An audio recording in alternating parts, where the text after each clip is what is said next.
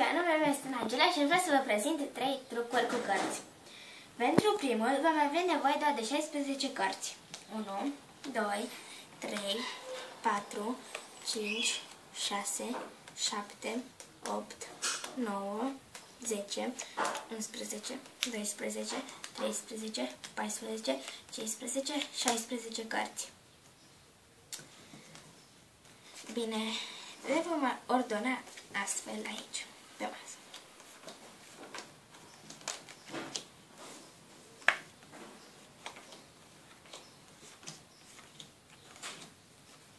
Și acum le voi ordona în sens invers, începând din acest colț.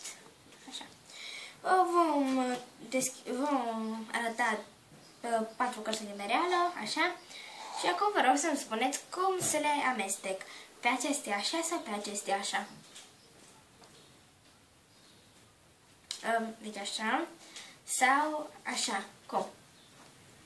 Vă rog să-mi arătați cu mâna. Așa. Bine.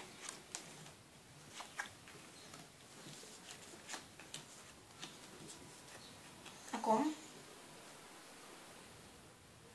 Așa.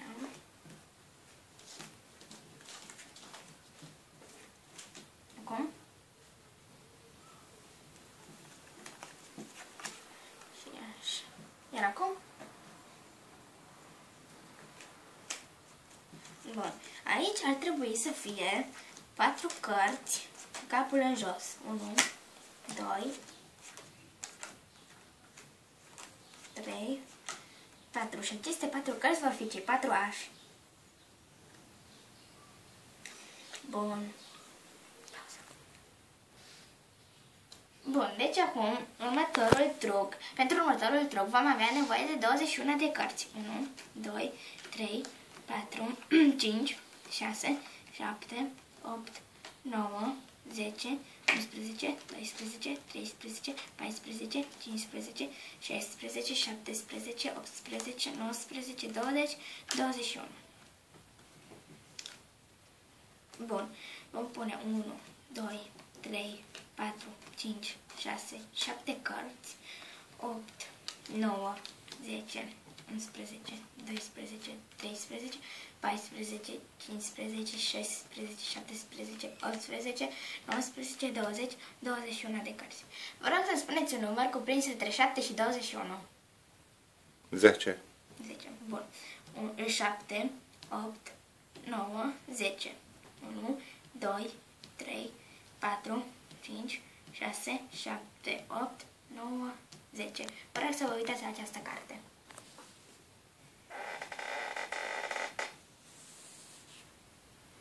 Această carte este treiul de treflă.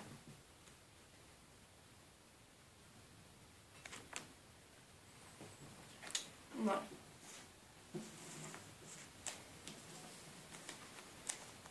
Bun, deci următorul truc va fi o poveste.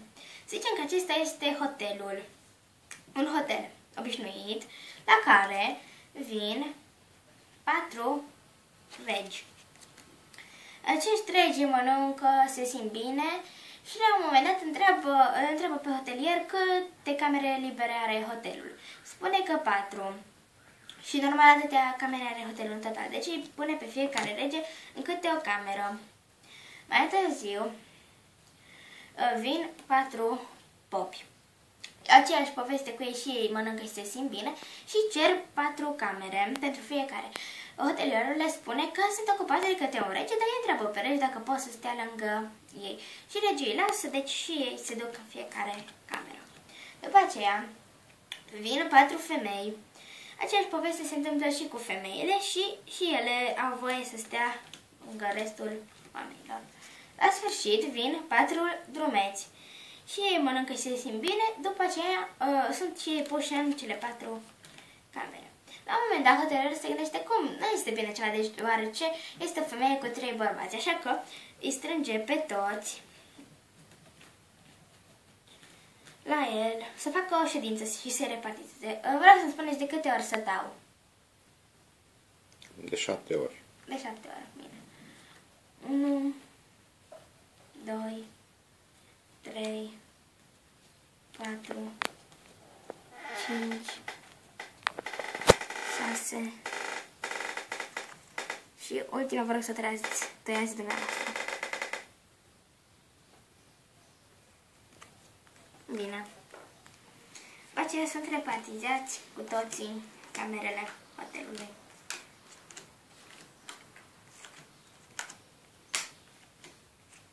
Vă rog să vă uitați în fiecare cameră.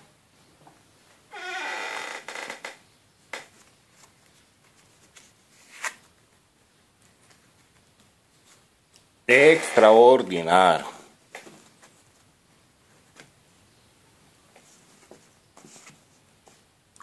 Wow!